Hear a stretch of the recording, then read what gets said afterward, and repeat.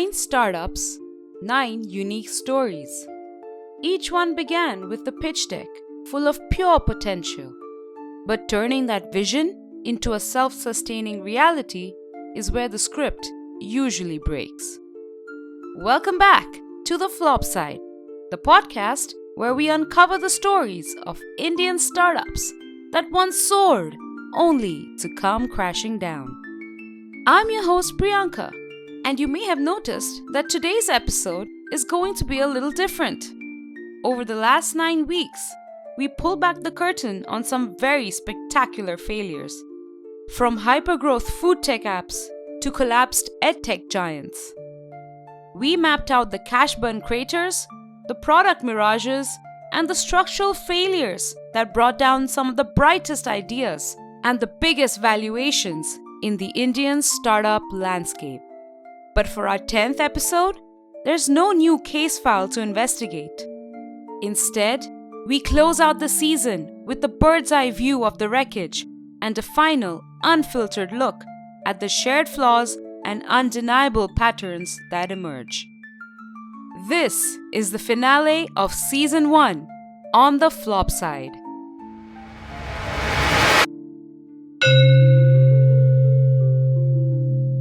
Act 1. The recap. Let's take a moment to pull the lens all the way back. Over the course of the season, the 9 startups we profiled raised a combined total of well over 40,000 crore rupees and employed tens of thousands at their peaks. Several of them were hailed as the undisputed future of their respective industries, not just in India, but globally. Byju's was once among the most valuable edtech startups on the planet. BlueSmart was being held up as the poster child for sustainable urban mobility. Hike and 𝗙𝗹cie were on the warpath against global titans like WhatsApp and Airbnb. These were companies that had the backing, the pedigree, the timing, and most crucially, a genuinely brilliant core premise. And yet, here we are. So after 9 weeks, spent inside 9 very distinct industries, spread across the past 2 decades, we start to see the same strings pulling through them all. The same tensions, the same blind spots, and the same moments where disaster was completely invisible to those steering the ship, yet painfully obvious to the rest of us looking back from the rearview mirror. So let's get into what these companies had in common, not just in how they failed, but in the finer details, like how they were built, how they were funded, and how they made their decisions. Because when you strip down Season 1 as a whole, 3 macro patterns stand out very clearly. The first is the tragedy of capital arriving before clarity. There is an incomparable kind of thrill that comes with raising a large funding round. And I don't say that to be dismissive. Venture capital is, in many ways, intoxicating. When you've spent years building your dream on fumes, adrenaline, and pure faith, a sudden 100 crore check feels like those very dreams are finally taking off, and the runway is now so long you can barely see the end of it. That illusion of financial permanence is one of the most dangerous things that can happen to an early stage company. Because venture capital isn't just a safety net, it is an hourglass. And the second that money hits the bank, the timer starts counting down. TinyOwl, the very first startup that we discussed, is the most vivid illustration of this. After their Series B funding closed, the team moved into premium offices, went on a hyper-aggressive hiring spree, and attempted an 11-city simultaneous rollout. Some of that spending was strategic. A lot of it wasn't. The capital created an atmosphere where saying no felt unnecessary, where anything seemed possible, even managing operations in multiple cities when you haven't even perfected the first one yet. All because at that point, the piggy bank was full. They were operating under the dangerous delusion that sheer spending velocity could somehow substitute for a sustainable business model. Reality check, it couldn't. The supposedly infinite runway compressed into a few frantic weeks as their burn rate violently skyrocketed and Tiny Owl was finally reduced to ashes. But there is the other side of this, because it's not just a story about founders losing their minds over money. Institutional capital doesn't arrive quietly. It arrives with a loaded gun.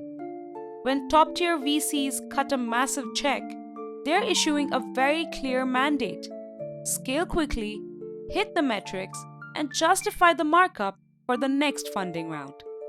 All those expectations, spoken or unspoken, create a very specific kind of pressure that coerces founders into making heavily compromised decisions they might never have made on their own. 𝗙𝗙CE's 𝗙𝗹ន់and his co-founders lived this exact nightmare out loud. They bootstrapped for 7 years with painful, razor-sharp financial discipline. They understood their numbers and knew exactly what a fundamentally healthy business looked like. And then the big money arrived, bringing targets so aggressive that they essentially had to abandon their business instincts to chase them. The geographic expansion accelerated beyond what the operations could support. They went from a company that carefully onboarded properties to one that was listing 50,000 of them across more than 4,000 towns without any meaningful quality control. There was also the deep discounting, because with VC money, customers could now simply be bought. Customers whose lifetime value didn't justify their acquisition cost. 𝗙𝗙CE's founders had traded 7 years of hard-won clarity for top-line vanity, ultimately admitting that somewhere along the line, they had stopped tracking what actually mattered to chase what simply looked good on a spreadsheet. The capital did not make them a better company. It made them a faster one. And in their case, faster meant faster toward the edge. We saw heartbreaking echoes of this in Kenco too. Their Series A triggered a need for aggressive customer acquisition. There were IPL partnerships and massive marketing spends. All of it entirely rational within the distorted, hypergrowth logic of a VC funding cycle, but entirely suicidal for their underlying unit economics. The diagnosis across the board tells us something the startup ecosystem does not say loud enough. Capital masquerades as a solution, but fundamentally, it's just an accelerant. And an accelerant applied to a fire that is not yet under control just burns down everything in its path. Which brings us to the second pattern, the catastrophic cost of absent governance. When a venture capitalist buys into a cap table, they aren't just buying equity, they're buying a seat at the adult table. They get board rights, financial access, and the fiduciary duty to ask the deeply uncomfortable questions. This isn't about micromanagement. It is the absolute bare minimum of responsible stewardship. Linking back to Tiny Owl, an engaged board would have looked at an 11-city expansion plan built on one city's fragile infrastructure and immediately hit the brakes. Not to kill the founder's ambition, but to stress test reality. Then of course, there's Byju's. Investors from all over the world rushed in for a slice of this pie. And the billions in funding fueled an extremely aggressive acquisition spree, buying up competition in a desperate attempt to expand their global footprint and emerge on top. But instead of asserting dominance, those shiny new acquisitions ultimately ended up contributing to nearly half of Byju's catastrophic losses. And how was this massive financial hemorrhage being monitored by the board? It wasn't. We saw statutory auditors resigning over being denied access to basic financial records. These aren't just subtle red flags fluttering in the breeze. They are deafening sirens, with some of the most sophisticated investors on the planet ignored until the bankruptcy courts came knocking, and it was too late for anything other than watching the dust settle on the ruins of this mega empire. But this is not only an investor oversight, it is equally a founder responsibility, because governance is not something an investor or a regulator imposes on a startup. It is something a founder chooses to pour into the very foundation of their company. The right people in the right oversight roles, financial controls that don't depend on trust alone, reporting structures that create visibility before a crisis rather than after. 𝗙𝗹ន់offers the perfect lesson in structural opacity. The incestuous arrangement between 𝗙𝗹ន់and Gensol Engineering, two entities controlled by the same founders with virtually zero independent financial oversight, was a classic example in muddied waters. We're talking about nearly 1,000 crores borrowed for purchasing an EV fleet, with around 1/4 of that seemingly vanishing from the books to randomly materialize in the form of ultra-luxury apartments and fancy golf sets. Their internal system wasn't just weak, it was purposefully designed as a black box. But real governance catches that divergence on day one, and it simply wasn't there. The takeaway here is blunt but necessary.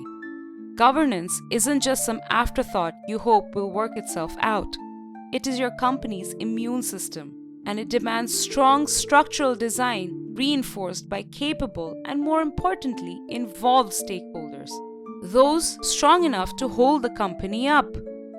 Whether you're a founder, a board member, or a top-tier investor, your job isn't just to cheerlead the valuation. It's to actually look under the hood and ask the tough, uncomfortable questions.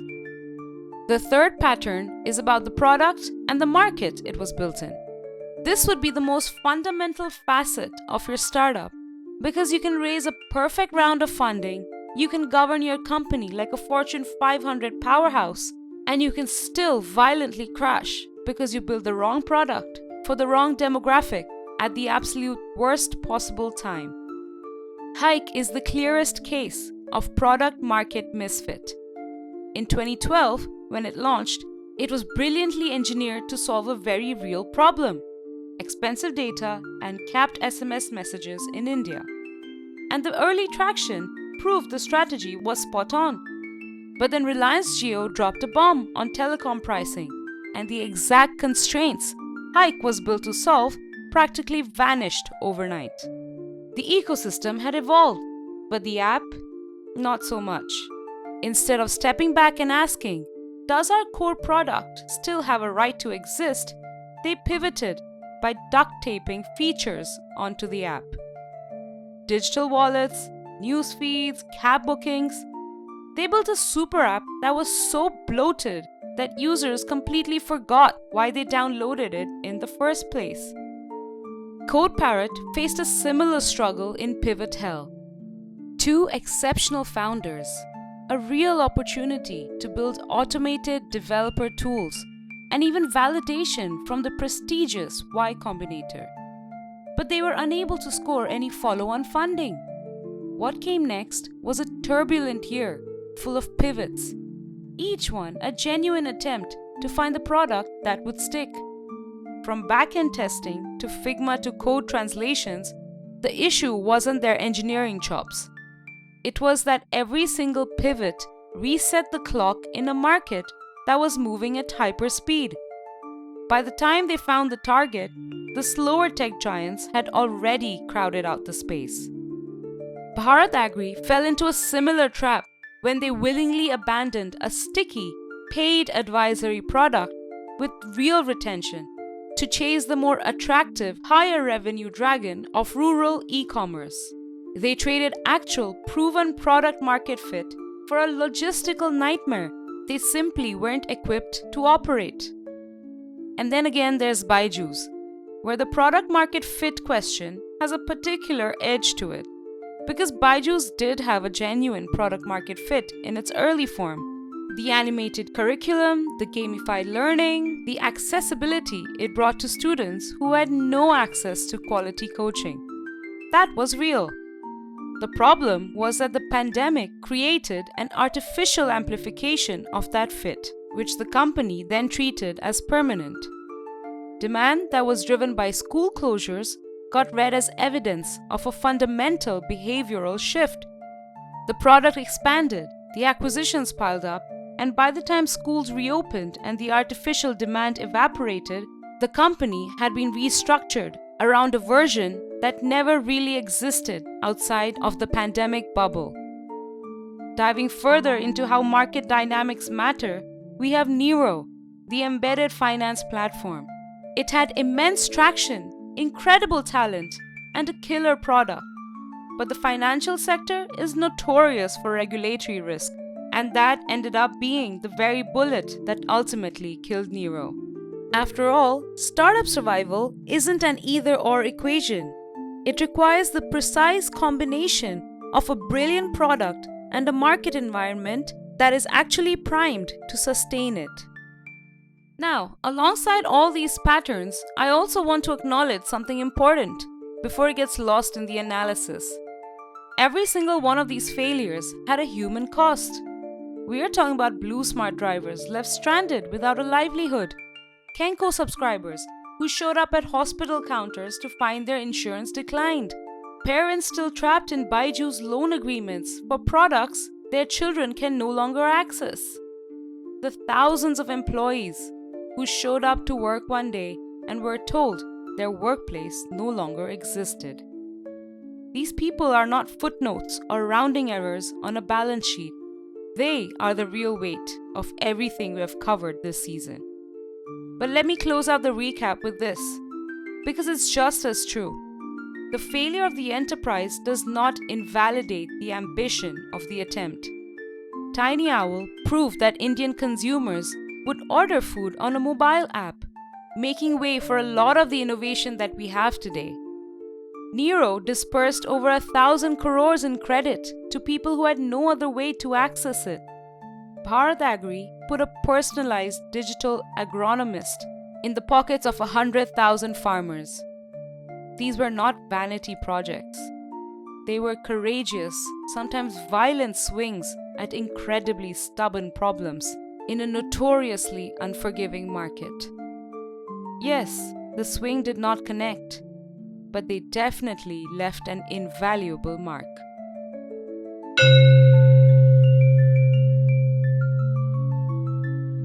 Act 2. The framework. If you thought the episode was ending there, you're in for a treat, as we are now going to introduce to you something we have been quietly building in the background. Something that we hope will outlast this season and even this podcast, to become extremely valuable to anyone who is trying to build something from the ground up. Because here is the thing about failure. It is only useful if you extract something from it. So if season 1 taught us anything, it's that the difference between a startup that survives and one that doesn't is rarely about a single mistake. It's almost always a slow, simultaneous imbalance accumulating across multiple dimensions. So what we have tried to do is define these exact dimensions and develop a framework that will guide you on your startup journey. We are calling it the Sutra framework, and this is just the beginning. So let me first start with the name. The word sutra comes from Sanskrit, and it literally means thread. In ancient Indian tradition, a sutra was a short, distilled principle compressed down to its absolute essence, the kind of thing that contained an entire philosophy in a single line, which is why it made sense. Sutras are individual, precise, and most importantly, interconnected. This is exactly what this framework is: a set of threads. Each one represents a critical dimension of a startup's health. And just like actual threads, no single one is enough on its own. The strength comes from all of them working together, pulling in the same direction, under the same tension. The moment one thread weakens, the whole structure starts to shift. And the moment one thread snaps, everything held together by it comes apart. The goal of this framework is straightforward.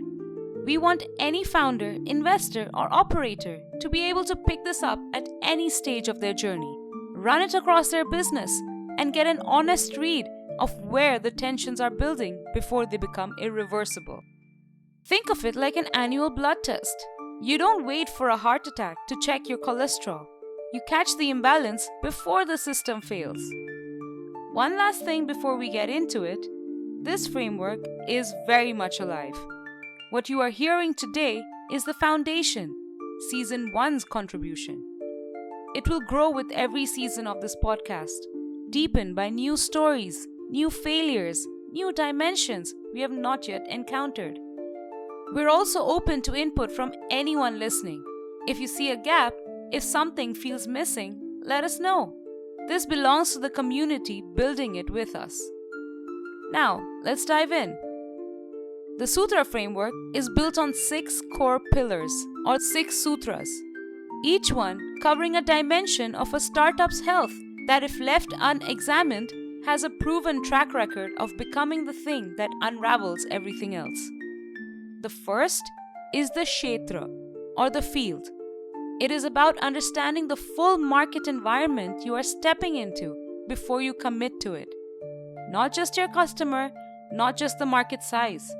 The complete picture, including the forces out of your control, like the funding climate you will need to survive in, or the regulatory trajectory of your sector. This is the pillar most founders believe they have covered, but most often that's not the case. As we saw with 𝗙𝗻, they understood their customer exceptionally well. They correctly identified that millions of Indians were underserved by traditional credit and that embedded finance could reach them where banks couldn't. But the regulatory environment was already shifting before they even scaled. The RBI's posture toward unsecured digital lending was tightening, and the entire business model sat on the hope that it wouldn't. So when it did, there was nothing to fall back on. A thorough understanding of the market would have factored that in and built contingency around it. Second, we have the yantra, or the machine, and this refers to the product or technology layer. But it goes beyond just whether the product is well built.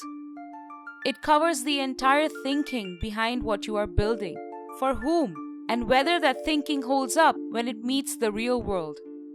And then there's the question of fit between the product and the market it is entering, not just at launch, but over time. This is something we saw in Byju's inflated numbers during the pandemic bubble and 𝗙𝗵𝗱𝗲's endless pivots and product iterations. Yantra asks whether what you have built is the right tool for the right user at the right moment, and can it hold up when the conditions around it change. The third pillar is the 𝗙𝗲, or the economics. This talks about the mathematical reality of creating value and generating revenue. But it is also the deeper question of whether what you are building is actually sustainable as a business and not just as an idea. Practically, 𝗙𝗲 covers your monetization strategy, your unit economics, your pricing structure, and even your cash runway. It asks, for every rupee that comes in, how many go out? Is that ratio improving or worsening as you scale? Is your growth funded by revenue or by capital? And if it is funded by capital, what is the plan for the day that capital stops arriving? We had seen how important this was when tinyOwl was burning 8 to 10 crores a month with a cost-to-revenue ratio of nearly 5:1. We saw how 𝗙𝗍ci𝗽 had spent 56 crores on marketing to generate 13 crores in revenue. In both cases, the 𝗙𝗲 was broken at the foundation, and no amount of top-line growth was ever going to fix that. Our fourth is the 𝗙vahana, also known as the vehicle. Even the most brilliantly built product in a perfectly understood market with sound economics goes nowhere without something to carry it to the people who need it. The Vahana is about distribution, your specific channels to reach the customer, your sales approach, your retention mechanics. Because getting a customer in the door and keeping them coming back are two entirely different problems.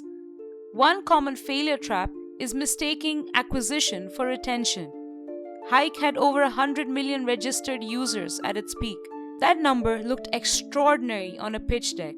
But registered users are not necessarily active users, those who cannot imagine their lives without your product.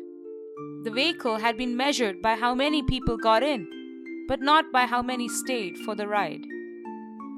Next, we have the Tantra, or the system.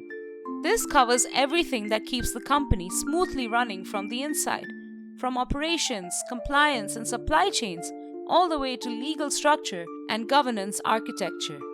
It is unglamorous, rarely celebrated, and typically the last thing a founder thinks about when they are in the excitement of building. But then it is also almost always the first thing that breaks when growth accelerates faster than the infrastructure supporting it. As we saw with Bharat Agri, the moment they moved from advisory to e-commerce, their systems broke almost immediately because it was never designed for physical distribution at that scale. Similarly, with BlueSmart, the absence of financial firewalls ultimately resulted in its unraveling. These were clear cases of broken systems leading to the ultimate downfall. The sixth and the final pillar is the Sangha, or the assembly, and it covers the human dimension of the startup.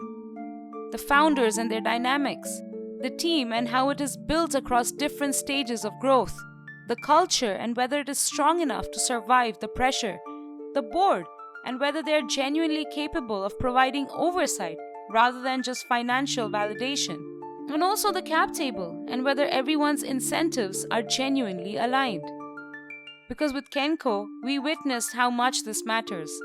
It had founders who fought hard for survival, but investors who calculated that a clean exit was worth more than a rescue that would dilute their shareholding.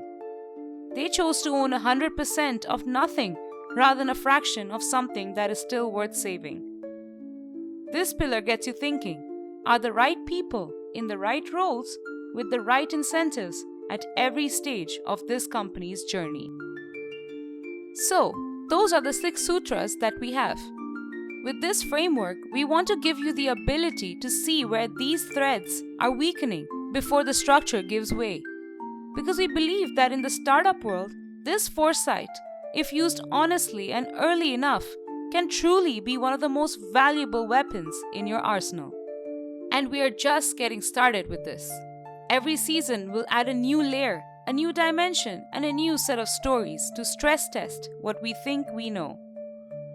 By the time this podcast has run its course, what you heard today will look like the first few lines of something much larger. And that is exactly the vision we have for the flop side.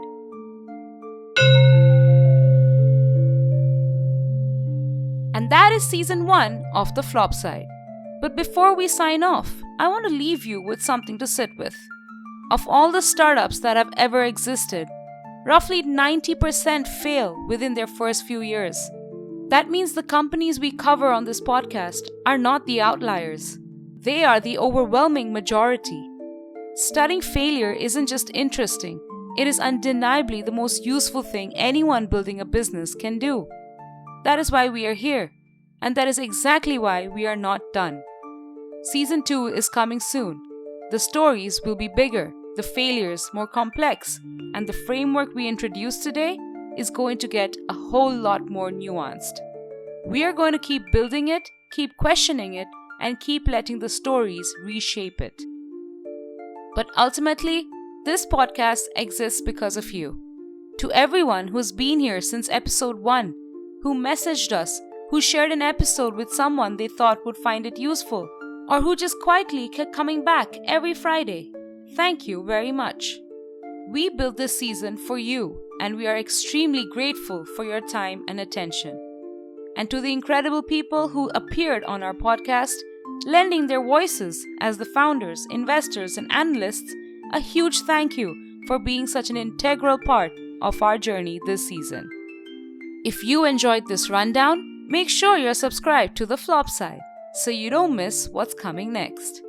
If you want to help us build the Sutra framework further, and if you have thoughts, questions, or a story that you think belongs on this podcast, come find us on Instagram at theflopside.podcast. So for the last time this season, I'm your host Priyanka, and I'm here with my co-creator Nandita. We'd like to thank you for hanging out with us this week on the Flop Side, where we show you the flip side of flop startups.